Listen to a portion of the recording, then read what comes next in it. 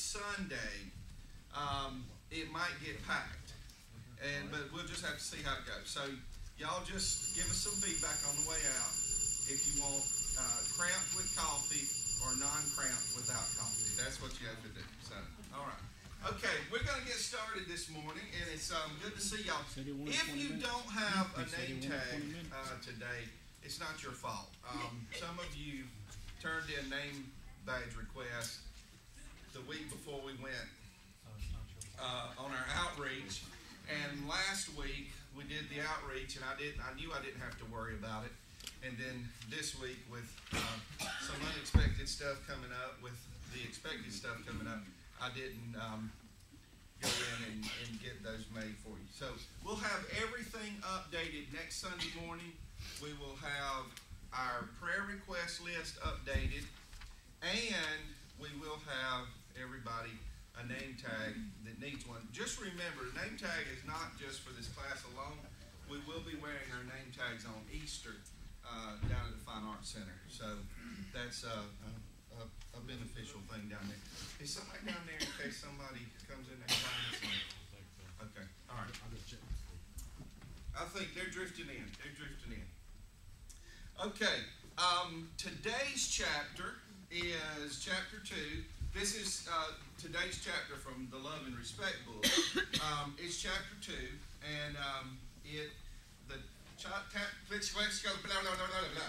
the chapter title is To Communicate, Decipher the Code. And I can't help but thinking as we're reading through these early chapters, it seems like because we watched the video that came in the front of the book, that everything in the first couple of chapters is summed up on the video, so we already know that. But that's okay. By way of introduction, I want to say that husbands and wives communicate in code, and they don't know how to decipher the messages they send to one another. Now, that is what the author of our book says. And so how many of you feel like that is true? You feel like sometimes you're talking in code? You feel like sometimes you're talking in a foreign language and you just absolutely don't have a clue? Paula's going to be talking about in marriage the mouth matters today. She's going to have some interesting insights. The author gives a couple of illustrations in chapter 2 about this coded language that we use. And I just want to remind you that we're still in part 1, so we're still on the crazy cycles. So we're talking about the reality that there's a crazy cycle in our relationship, and we have to learn how to get off the crazy cycle. Another thing you have to realize is this. If you are reading the book or taking the class and you're like, well, you know, that illustration doesn't relate to me. That illustration doesn't relate to us. Let me just remind you, hey, Danny, I forgot you were recording this. How big a range do you have? If you can what if I go over there. Here? From window to window. Window to window? Yeah. Okay, all right, that's good. Thank you. One thing that's very helpful in this study is to acknowledge that the crazy cycle is personalized to your relationship experience. You may not want to call it a crazy cycle. You may call it something else. But again, we're just talking about the fact that sometimes it seems like we can't get off the script. We start off thinking everything's fine, and we end up thinking everything's just to pieces, and we don't know how we got there. And if you do that over and over and over, it's a crazy cycle. So just identify and personalize the crazy cycle. Here's the illustration that the author gave this week. A husband and wife were approaching their 10th anniversary. And he went out of his way to prove that he had not forgotten that the day was important and that she was important. And he went to Hallmark and he found the most wonderful card he could find and came home, snuck in the house. hid it in a special place. She found it. Everything's going fine until she opens the card and reads it. And then he detects a problem. And she stonewalls. No, nothing's wrong. No, seriously, something's wrong. What's wrong? You don't like the card? Well, in the words of the book, it was a great card for a birthday. He had gone to the store and got a birthday card instead of an anniversary card. And there they were, back on the crazy cycle. She was attacking him. He was careless. He was thoughtless. He didn't love her. 10 years of marriage down the drain, blah, blah, blah. And he wants to fight because he made a valiant effort. He tried. He went out of his way. He didn't forget like he had in years past. So I then put on the outline that many of us, as we spin the crazy cycle, we may play the accuse and defend game. I'm going to use an example from my past. Y'all know that when I was 21, I was arrested for stealing from the place that I was working. If I have a conversation with anybody from that time period and that worked there, and they say, dude, you were a rotten, low-down thief, guilty as charged. But if one of them poked me in the chest and said, you lied to me. Wait a minute. I didn't lie to you. I never spoke to you. And that's what happens in our relationships. Sometimes, and the author calls these hot button words. It's words, phrases. It doesn't even have to be specific words or phrases. It can be the tone.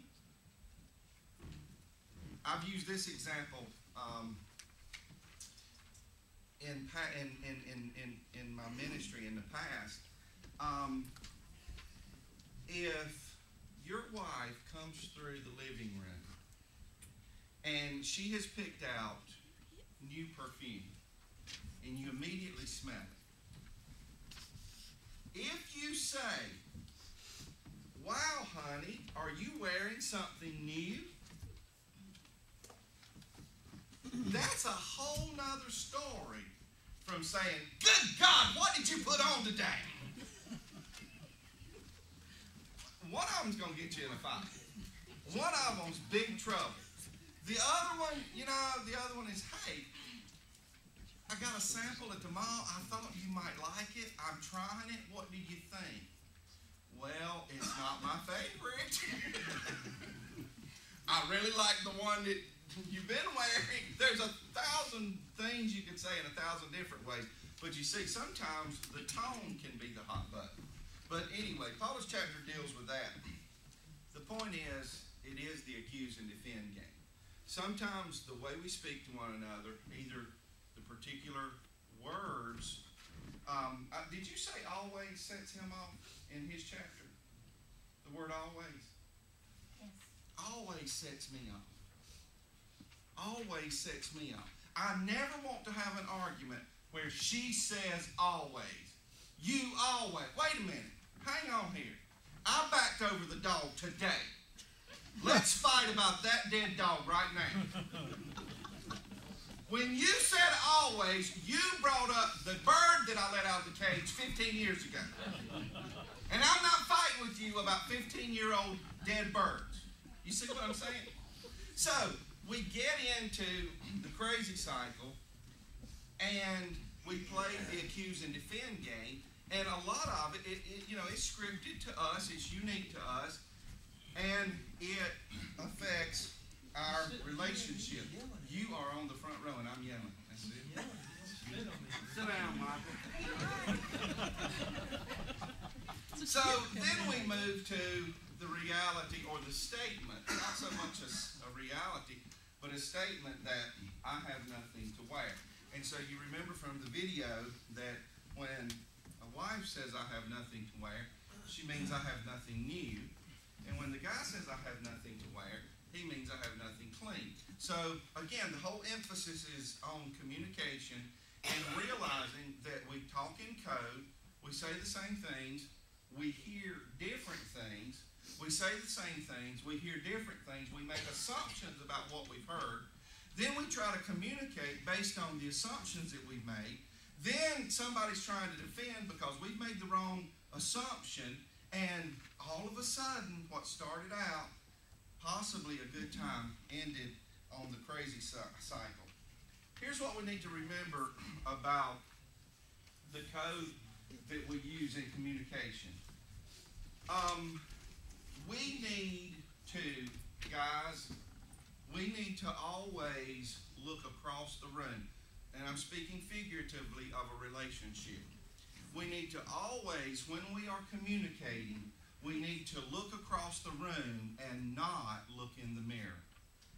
And ladies, with regards to communication, we need to look across the room and not look in the mirror. This is what the author said in this chapter about our communication, especially as it relates to the crazy cycle, especially as it relates to trying to defend. We've been attacked and now we're in defense mode. He said that when we communicate, if everything we think and say is to inform or to confirm our love for our wife, then we're well on the way to breaking the crazy cycle. And ladies, he said, if everything we think or say is intended to give respect to our husband, then we're well on our way to breaking the crazy cycle. And so from that illustration, he talked about what we all remember from the video, which is you're standing on my air hose. And so I said that love and respect, with it, your relationship thrives, and without it, your relationship suffocates. Now, I'm going to tell y'all one of my crazy weirdo fears. And this is why I love the way the author has communicated this need to Paula and I through his book, as if I'm not showing her the love that she needs, I'm standing on her air hose. And if she's not showing me the respect I deserve, she's standing on my air hose. Does anybody have a crazy fear of suffocating? Anybody? Am I the only one? See, I don't quite know where it came from. I really don't know where it came from. I really never remember. Anybody ever have an older brother or sister that held something over their head, or, that'll freak you out. I don't ever really actually remember that happening to me. But I just know that if my head gets covered up. The way you snored Friday night, that's where it comes from. Once again, I have proven my superiority in the sleeping game. Without a CPAP, I might add. Danny, I'm getting too old to sleep without my CPAP, dude. I crashed yesterday and I couldn't uncrash. I was dead till this morning. Anyway, I just have this crazy fear of having my head something. And my mother used to, you don't put a bag over your head, you don't put anything over it, And so when I read in this book the illustration of our communication, or lack thereof, standing on our air hose, I get a real big picture, y'all. I get a real big picture. If I'm standing on Paula's air hose, Paula's standing on my air hose, our relationship is going, it's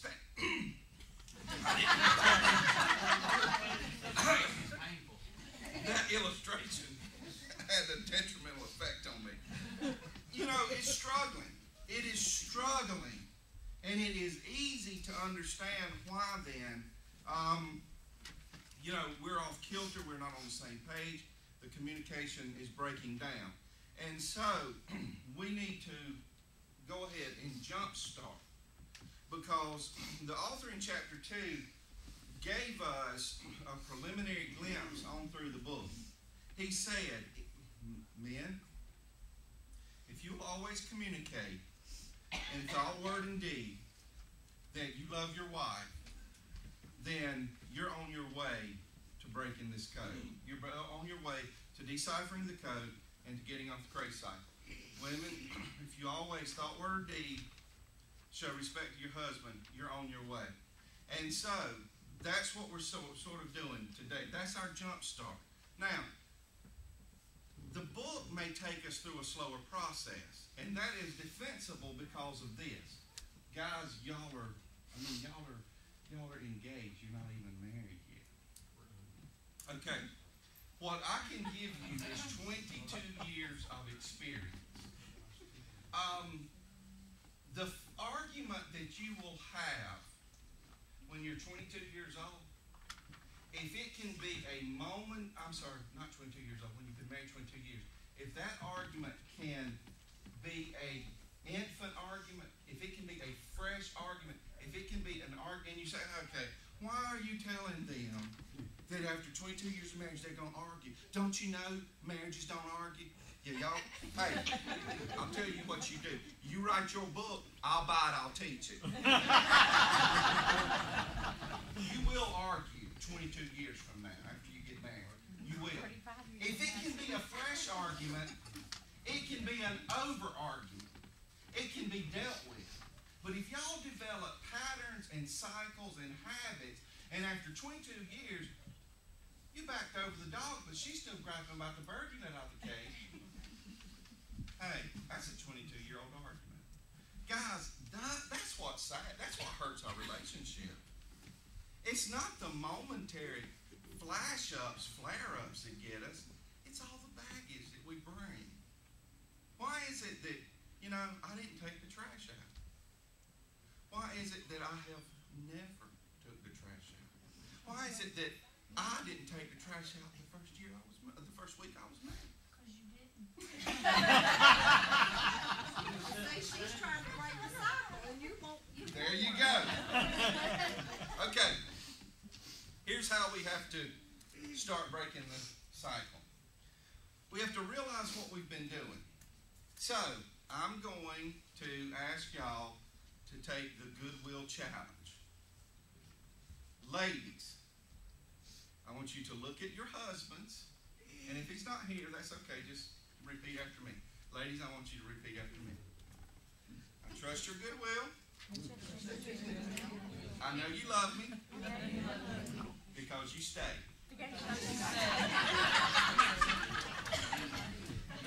There's a funny story behind that. It goes back a lot of years and maybe sometime before we get finished. Now, guys, I want y'all, you got to take a goodwill challenge. So I want you to look at your wife, and I want you to repeat after me. Honey, I know I trust your goodwill, and I know you respect me because you let me stay. That's the goodwill challenge. We just have to, listen guys, the reason, and this author is painfully slow in breaking out this process for us. And it's kind of hard to teach because I want to move on. My nature is move on. Give me something new. And I'm realizing, you know what? He's going slow because we've built this mountain, and it's not going to be corrected with a bulldozer.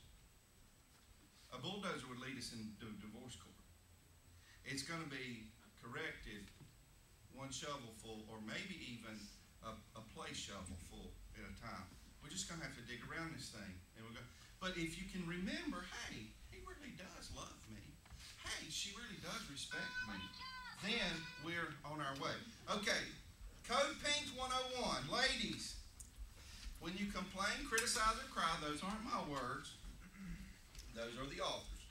When you complain, criticize, or cry, he hears, not respected. Okay? Just remember that. We're talking about communication. We're talking about old habits. We're talking about a crazy cycle. We're talking about triggers. We're talking about hot button words. I'm breaking down here. He doesn't love me, and I've got to cry and tell him that. Well, she cries, and I think of a crazy mother. That oftentimes her crying fits sent her to the mental hospital. Now, I'm not saying she shouldn't cry. I'm just saying we bring baggage, okay? That's what we're saying. I'm about to be done. Code Blue 101. Guys, when you yell, got any yellers in the room? or are silent, yellers or cave dwellers. I do both. When I think she's accused me and I have to defend myself, I yell. And when she really wants me to apologize for something that I did not do, I refuse to speak. Yeah, I can do that. I can yell, I can be silent. But when I yell or say nothing, she hears not love. So again, we've got to start learning to decipher the code. These are things we need to take to heart. These are the things we put into practice. Okay, let's close my session and turn it over to Paula with 3 game changers. First of all, let's identify the hot buttons. Now, I'm going to say this, guys, because again, Paula was right on a couple of weeks ago. It is so cool to have y'all in here. If we can just pick away the little quirks that y'all have before you ever get married. Figure out your hot buttons now. Do you know what really kicks him off? Do you know what sends him through the roof? Do you? Honestly? Really? Really? Stop it. But you're not to blame. You're not to blame. Nathan, do you know what? You know what sends her over the edge? You know how to do that? You can do it quicker than anybody else, right? Stop it. Hey, there's a room full of married people here that'll say, if you'll stop it now and not bring, because here's what we do, guys. We think that I do is a magic moment. You're going to stand before the preacher and you're going to say, I do. And, oh no. Oh no. You can push him over the edge. You can send her over the edge on your honeymoon. Believe me. Get rid of it. Stop it. Identify those hot button things. And replace them with, and I promise y'all guys, this ain't us. I'm not a love muffin kind of guy. I had to put something down. Because what we've learned is, in our communication with each other, if we can turn a hot button into something humorous, it works for both of us. That suits our personalities. And so all I'm saying is, if humor suits your personalities, replace it with something humorous. Replace a hot button. Figure out how to joke about it. Figure out how to turn it into a conversation starter instead of an argument starter. So I grade that out. It's not hard ink. It's something for you to write your own description of. And maybe 6 weeks in the class we'll let you tell us what your love muffin is. Your love muffin is your fun new code. We're changing the game. And then finally, pray together and play together. And this is the last thing I'm going to say. I'm going to turn it over to Paula. Here's one of the things that I've realized, and I'll have our prayer request list updated for next Sunday morning, and apologize for not having it this morning. There are so many of you that are mentioning the importance of time together in your prayer requests. And, we talked about this a couple weeks ago. I told them how to have a happy marriage, how to have a perfect marriage. Just let everybody else pay their bills, let everybody else raise their kids, let everybody else take the responsibility, and they can just go on a perpetual date. Man, that's a perfect marriage. But when you do have to work, and you do have to juggle the finances, and you do have to get one kid to a ball game and one kid to practice, and life, it gets complicated. So what I'm challenging you all to do, and Paula and I are doing this as well, and I'll tell you a little bit more about that later on, just as a challenge. Find some alone time for one another. Listen, I'm as guilty as Paula. Logan has very rarely been away from us, and that was our intent. You know what we've grown up and figured out? He wouldn't have died if we'd have pumped him off on somebody else. And maybe we would have enjoyed each other a little bit more if we'd been spending some time with each other. So, learn to pray together, learn to play together, and I really think that those are some game changers that you can take away from this morning and can start using to help yourself get off the crazy side. Mama, you up?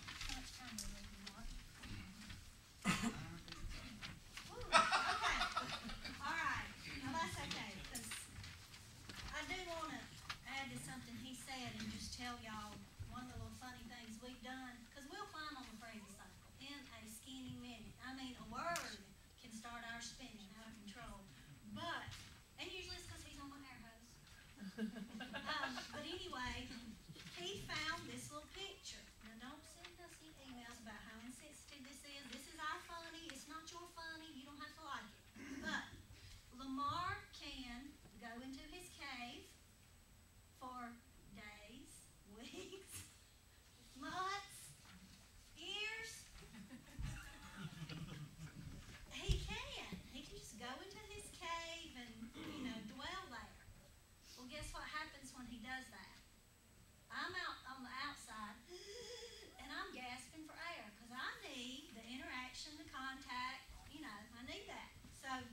he finds this little picture of this little Ethiopian child sitting on the ground.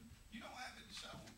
Probably in my phone, but they can't see it. It's a little Ethiopian child, little tiny thing, sitting on the ground, and they're pulling on the hem of somebody's, is it a skirt? Yeah. Their clothes, whatever it is, like they're begging. So my phone dings one day, and I pick it up, and there's this picture of this little kid begging, and it says down below something like, "When I go in my cave, send me this picture, and I'll know it's time to come out. You're suffocating." So now, when Lamar goes into his cave, which we can't stop, we can't stop him from going to his cave. I have this little picture. I can text him that little picture, and he knows, okay, get out of your cave. She's suffocating. She needs some time and some attention. So that's our funny. That's how we turned what would normally have been a fight. I mean, here I come stomping after about a week. I'm so sorry you hadn't, you've been in here in your cave all week, not having anything to do with anybody, hadn't anything to do with Logan, hadn't anything to do with me, blah, blah, blah. It's on then, buddy. We've been, woo-hoo, let's go for a ride. So that's our little funny on how to stop that. Now, the rest of this is not so much fun, but I warned y'all. I'm going to go really quick through the top part because what really matters is at the bottom. The hard part, the part that takes away all our excuses, is the bottom part. But in marriage, the mouth matters. Sticks and stones may break my bones, but words will never hurt me. That's what we say. Is there a woman in the room who believes that? If you are a woman in this room and you believe that, raise your hand. Are there any men? But guys don't. Logan and his buddies are cool. If my girlfriends talk to me the way Logan and his buddies talk to each other, I wouldn't speak to them again. I mean, they rag on each other about everything. And Lynn, bless her heart, she's our sensitive girl in the class. I bet she thinks our sons are just horrible because they rag on each other. They rag on each other about everything. It's all forget, but they don't care. If girls ragged on each other like that, we would walk away with just, eating disorders and depression and all kind of stuff. We don't do that. So, men, look, sticks and stones, they hurt. You got to be careful what you say to women. We're sensitive and tender, and you know what? God made us that way. If you don't like that we're so sensitive, talk to him about it. That's the way he made us. And girls, you can be a little overboard on the sensitivity. You got to toughen up a little bit. Everything is not meant to, tear you down. Sometimes it's just a joke. Sometimes a joke is just a joke. But the Bible says reckless words pierce like a sword, but the tongue of the wise brings healing. So we do have to be careful what we say in marriage. Because, and this is, the author says this, be aware that your words are a very good indication of what is going on in your heart, and your spouse knows it. Luke said, the good man brings good things out of the good stored up in his heart. The evil man brings evil out of the evil stored up in his heart. For out of the overflow of his heart, his mouth speaks. Nathan and Lindsay, don't argue and insult each other. You may forget it tomorrow, 22 years from now. She's going to remember what you said. Trust us. Does anybody that's been married over 10 years remember something their husband said that hurt their feelings 10 years ago? Raise your hands, girls, don't lie. I'm telling you right now what Lamar said in the beauty shop in the first year of our marriage. I don't even remember. What did I say about that?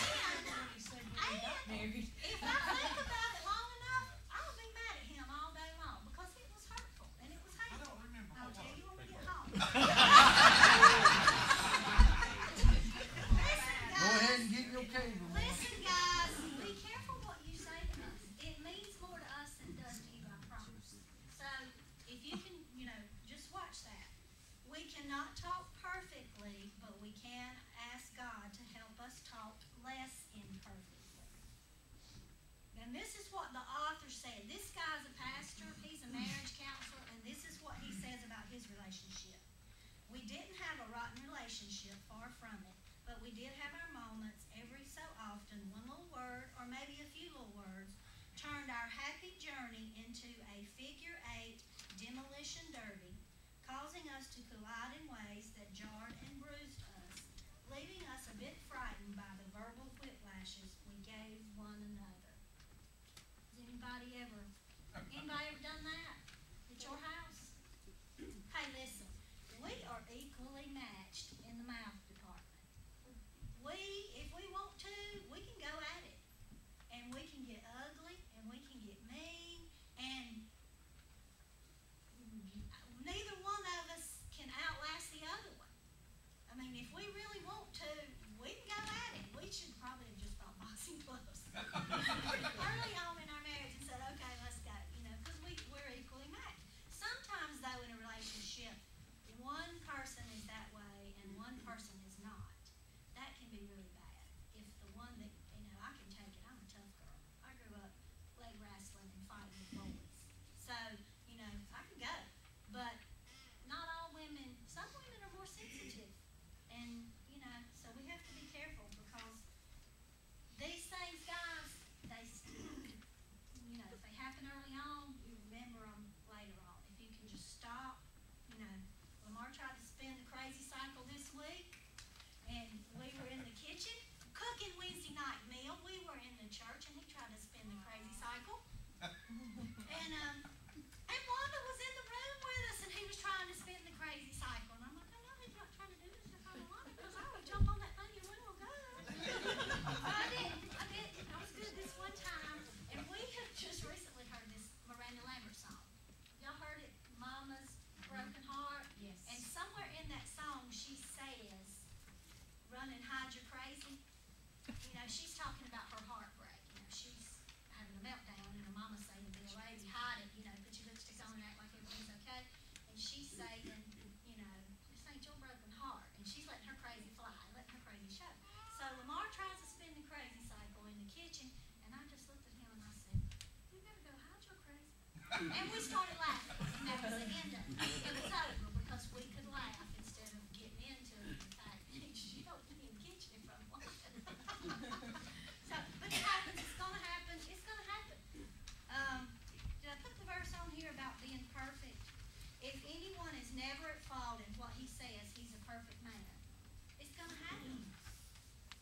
If you're in here and you think you're perfect, guess what? You're not perfect.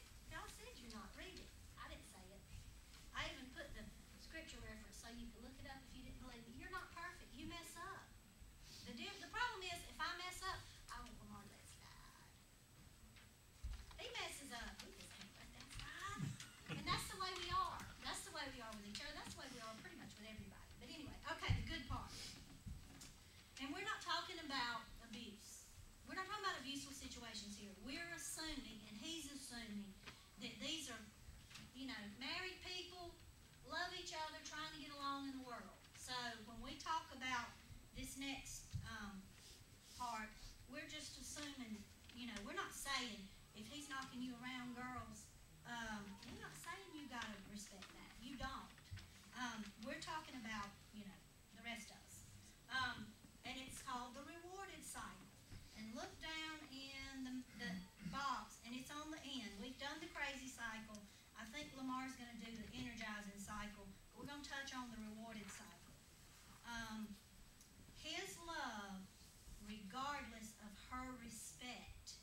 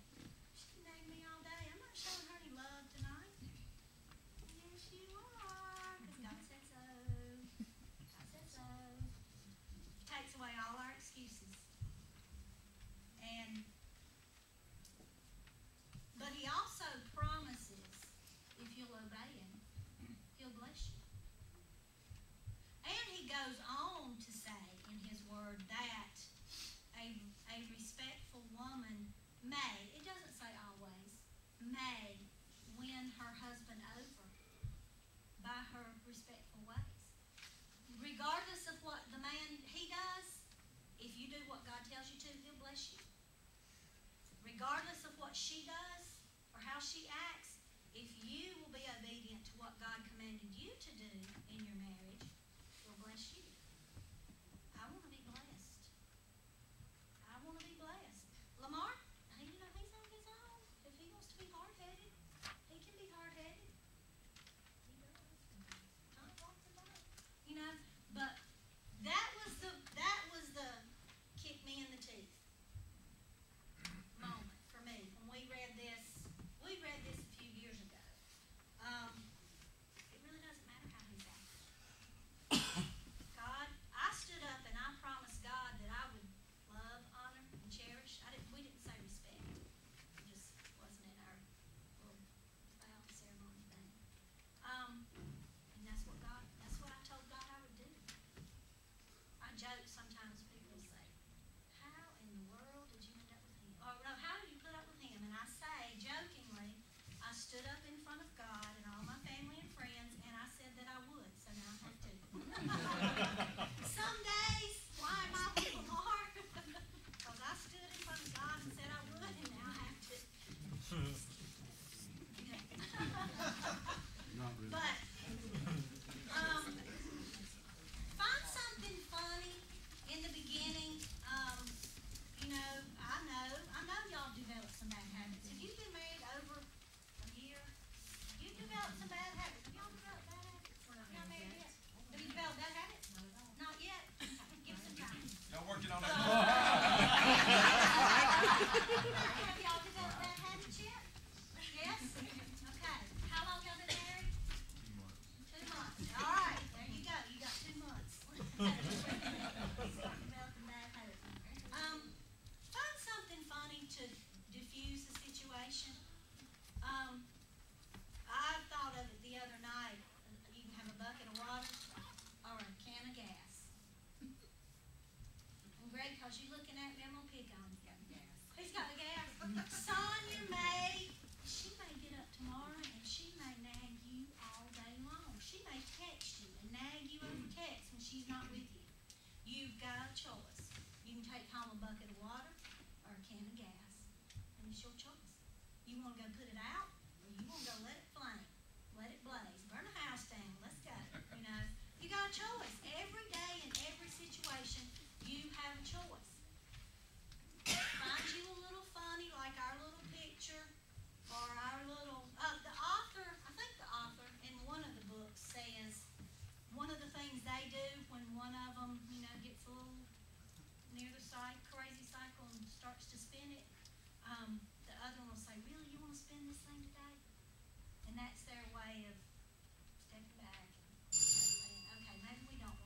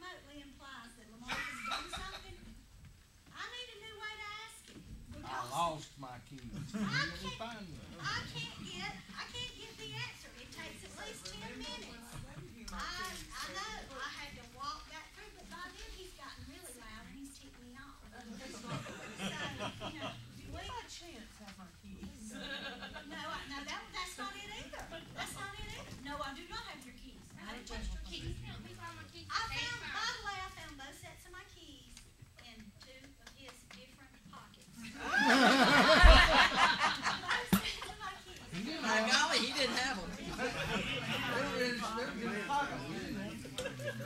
No, I don't lose my keys. That's the thing. If I don't give it to them. Yeah. No, I'm not one of those girls that loses her keys. If I don't have my keys, I know he has them. So, you know. You never lose your keys. I don't. Not make sure you will No, now. she don't. I'm gonna lose my keys this week, Scott. Thank you very much. But no, You gonna I lose got- all 3 sets. I only got 2. So if I You don't gonna go lose three- both of them. Got it. Anyway, find something to just stop the cycle. If you know, y'all may not be funny people. Listen, it's a barrel of monkeys in our house, so funny works for us. You know, it may be serious. You may need to say something serious to kind of stop the cycle from spinning. Whatever works. And like Lamar said, the guy's going slow. You know, he's digging. I think he's digging at it with a spoon. I'm like, come on, you know, let's at least get a shovel out. But you gotta. Everybody involved has to. Well, you don't have to, but it helps if you both realize you're doing it. First, you gotta realize you're doing it and recognize. Okay, what just happened here? We were going to dinner, and now all of a sudden we're not speaking to each other.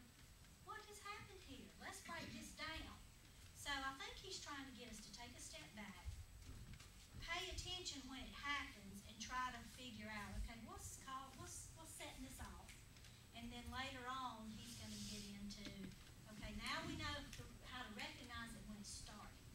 Let's figure out how to stop it and, you know, make it go away. And he says, I forget how long they've been married. Do you remember? He said occasionally they still spin the crazy cycle. That it just doesn't spin as hard or as long as it used to. They've learned now to recognize, okay, hold up. We don't want to go here. We don't have to go here. Let's stop this thing before it gets out of control. So hang in there with us. We're going to get into the good stuff. And if anybody wants to share, has anybody that's reading the book started doing something like one of the things the author says in the book is, excuse me, could you get off my air hose, please? Has anybody that's read the book started doing anything like that yet? That's a good one. If you don't have one yet, when he's being particularly, what's the word? Crazy. No, not quite. In your own little world.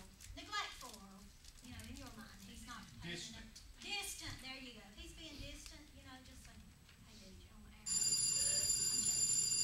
Just a little something to kind of break it up. You got anything else you want? One final thing, because I thought of this morning when I woke up early, and when I got to the church, I actually forgot. I was like, what was I supposed to add? Under the game changers, add a number 4, and that is, the game changer is remember. If you are in conflict with your spouse, you're not fighting your spouse, you're fighting the devil. And I'm going to start here next week and move into chapter 3, because guys, I want to bring the spiritual warfare element. Listen, folks, the devil is an enemy of our souls who seeks to kill, steal, and destroy, and Satan launches an all-out attack on our home life. Because if he can destroy our home life, he sets the platform for generations to come. How many kids you got? If you have a destructive, volatile relationship in front of 2 kids, that's 3 relationships gone. Yours and theirs. And they will pass it to their kids. And so we have to break the cycle because we're fighting the enemy. So I will add that and touch on that. But if you got a pen handy and you remember it, just write it down and just remember. Listen, let's stop arguing with each other. Well, that's not who we're arguing with anyway. Satan's the one that's fueling that. He's the one that has the bucket of gas. He's the one that's trying to inflame our relationship and hinder it and thwart it. So thank y'all for being here.